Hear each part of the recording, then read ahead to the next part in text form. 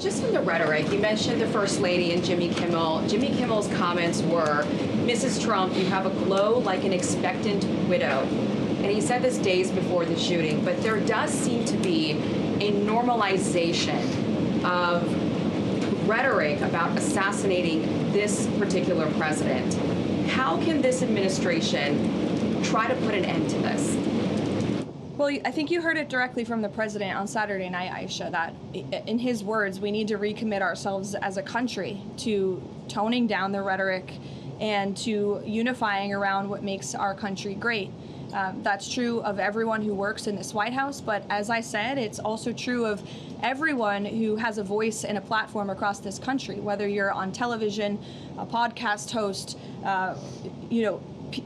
people listen, and when you have mentally disturbed individuals across the country who are listening to this crazed rhetoric about the president day after day after day, it inspires them to do crazy things. And unfortunately, it's not just the media, it is the entire Democrat Party has made their pitch to voters across the country that Donald Trump poses an existential threat to democracy, that he is a fascist, and that they compare him to Hitler. I mean, these are despicable statements that the American people have been consuming for years. And so many mentally perturbed individuals are led to believe these words are truth and then are inspired to act on it.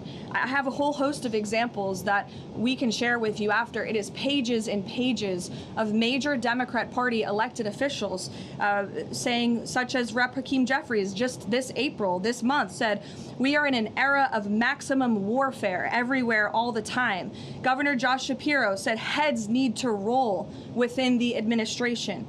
Senator Alex Padilla said people are, quote, dying because of fear and terror caused by the Trump administration. Senator Elizabeth Warren, President Trump is making the country look like a, quote, fascist state. Senator Adam Schiff saying President Trump using a dictator playbook. Senator Ed Markey calling President Trump a dictator, saying that this administration's actions are authoritarianism on steroids. Governor J.B. Pritzker, never before in my life have I called for mass protest disruptions. These Republicans cannot know a moment of peace. You have Rep.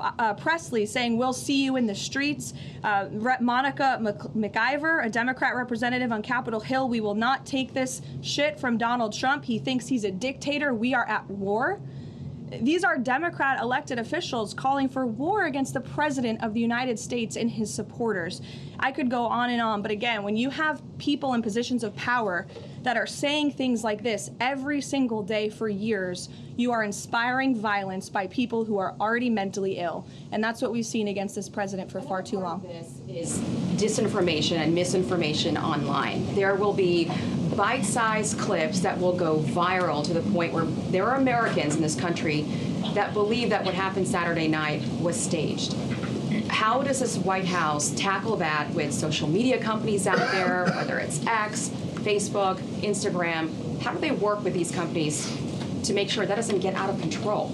It's certainly a good question, Aisha. I don't have tangible answers for you on what we're doing with social media companies, if anything at all.